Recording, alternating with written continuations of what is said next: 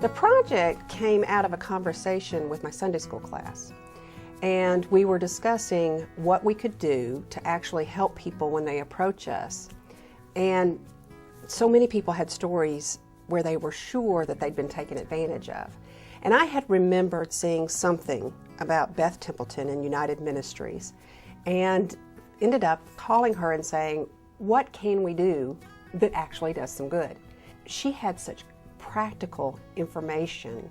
It was fascinating to hear her say you could do this or this or this. She wasn't saying you had to do any of those things, but she had very good suggestions. She said, and in the very least what you can do is pray. Before I got involved in this project, I was like so many people where I would try to avoid somebody who was in need.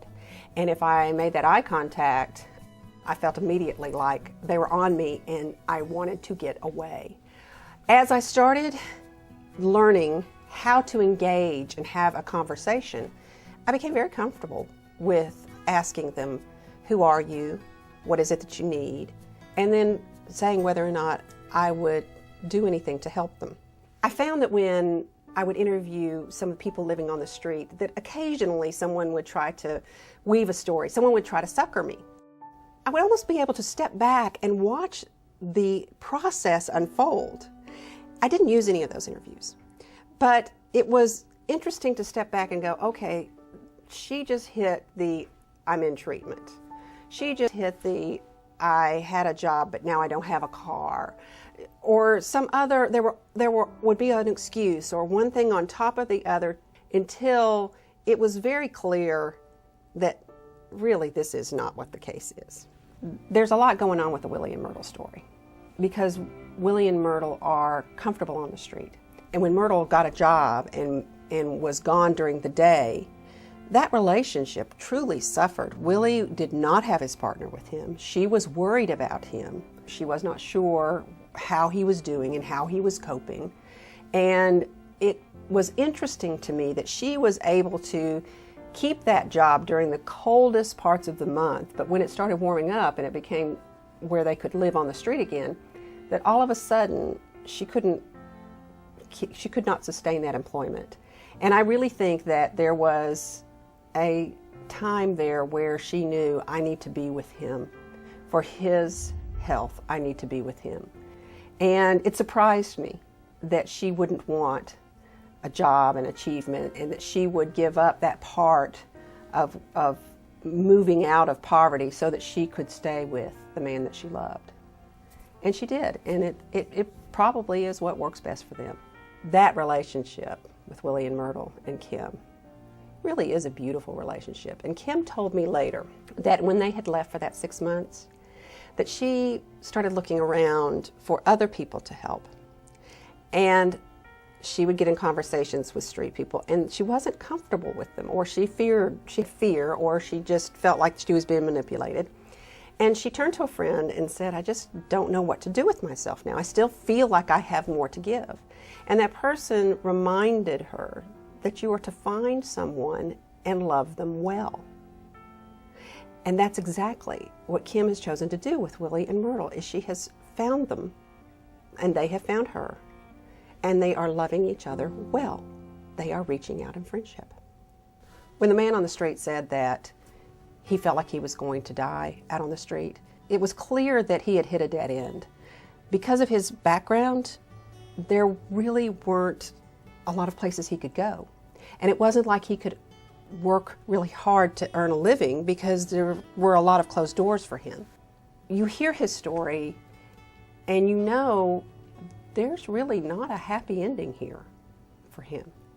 Personally, what I learned from this is that there's a lot that can be done to make our society more aware of problems that have core causes that need to be addressed.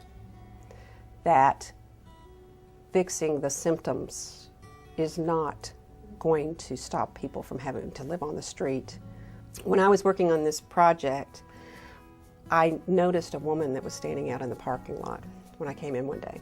And we have visitors frequently in the building, and I thought she must be here to see someone.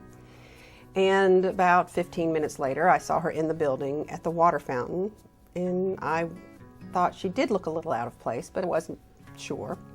And then about 15 minutes later, she was in the hallway on a chair, and she looked absolutely devastated. And this is how this has changed me. I sat down next to her, would never have done that before. And I said, "Are you okay? Do you need help?" And she turned to me in the most confused way and very slowly and very carefully said, "I'm homeless and I need help." If someone had said that to me 6 months prior to working on this, I wouldn't have known what to do. I wouldn't have had a clue of what to do. And I probably would have figured out some nice thing to say and then gotten out of there so I wouldn't be in that uncomfortable situation. But I knew to talk to her carefully so that she could understand what I was saying, and to also find out what her real situation was. So I just asked her, "Where did you sleep last night?" And after asking that in a couple of different ways, I found out she said she didn't sleep, but she stays on a bench.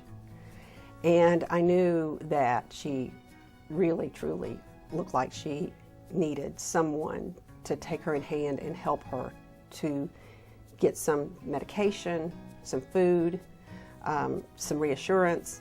And I knew at this point I had investigated the resources in my community and was able to pick up the phone and say, "There's a woman here, she's in need of help right this minute." And volunteers came immediately, talked to her, got her to a shelter, got her back on medication, and got her help. I would not have known what to do prior to that.